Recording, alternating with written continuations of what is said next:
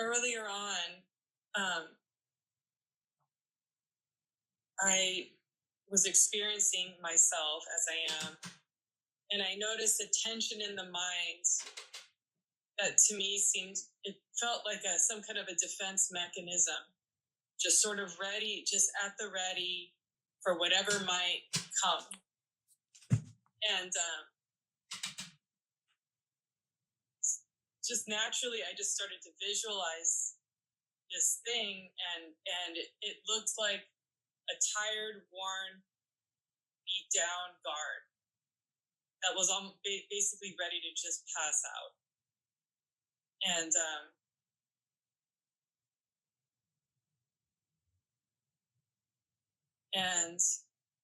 you know, I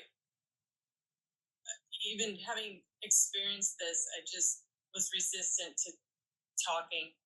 Just I felt that the freeze is still like very dominant in there, and but you said go ahead and victimize yourself, so I did. Well, have you enjoyed it so far? How is it?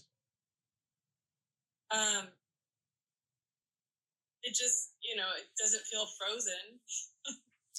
But can you see, like it's just a straightforward discovery, like the dorsal clunky mechanism, it is non-relational.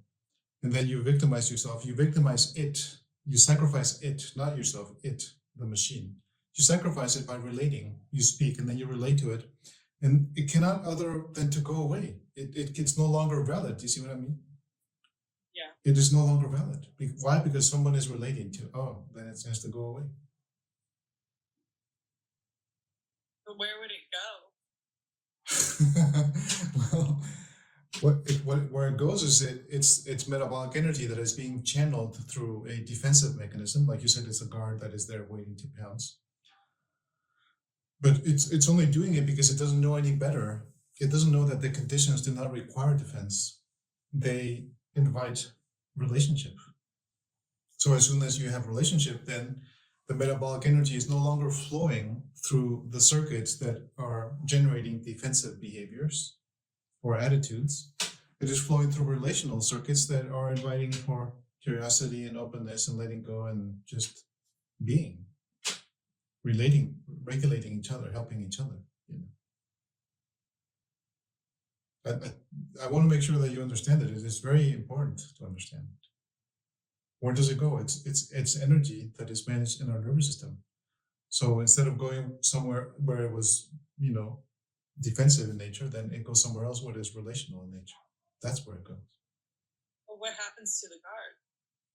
The guard does not exist. It is very beautiful that you see it, because you're seeing there's the energy component of it, and then there's the information. The information is the guard. Oh, there's this energy. What is this energy? Oh, it's got the information. It's a guard. It is protecting or defending. You see what I mean?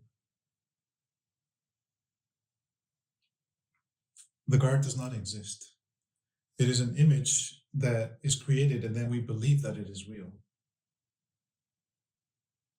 But then the whole approach here is to see, no, it is not real. Maybe it is not real. Maybe it is just energy that when it is witnessed in this way, and we channel it in a relational behavior, it simply vanishes because it wasn't real to begin with. It appeared to be real. It doesn't have to go anywhere because it wasn't real to begin with. Do you understand? So it just doesn't stop at that point. I'm sorry? He's saying the energy just doesn't stop at that checkpoint. It just moves beyond that. No, it appears that it is a checkpoint because we believe that the guard is real and we are afraid of it. It is telling us you have a lot to be afraid of, lady. You better watch it, But then you see, you're just a little thing, nothing. And then it goes away. Now, if it, like these patterns in us, there are energetic patterns that they might wish to come back, not because they want to come back, but because they have been, through conditioning, usually fear conditioning, someone has put them in there, not to blame anyone, this life put them in there. And it's going to come back just because it's a pattern. It's been doing it so many times. So all that we need to do is to undo the conditioning, just like so. Oh, actually, you're not real. I can speak about you, I can talk about you, I can relate to you, I can see that you're like a guard, like this, like that, the other.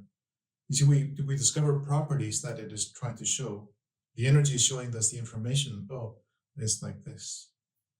But you see, it is not an objective entity that is you have to believe. It is a subjective entity that you could understand and witness. Oh, it wasn't real. It looked real. Well, does it mean that it is real because it looks real? When you go to the movies, are they real? Their own special way, I guess. But maybe I mean, when we go to the movies, we can enjoy it because we know that they're not real. We would maybe go to a horror movie and we're totally horrified and are upset, or a romance movie or a drama, whatever, and we cry and or laugh. But we know we leave. Oh yeah, you forget about it, and quickly, usually. So this is the same. It's the same. I mean, we're suggesting that possibly it could be the same if we really observe it in this way, which is very simple. It is very ordinary.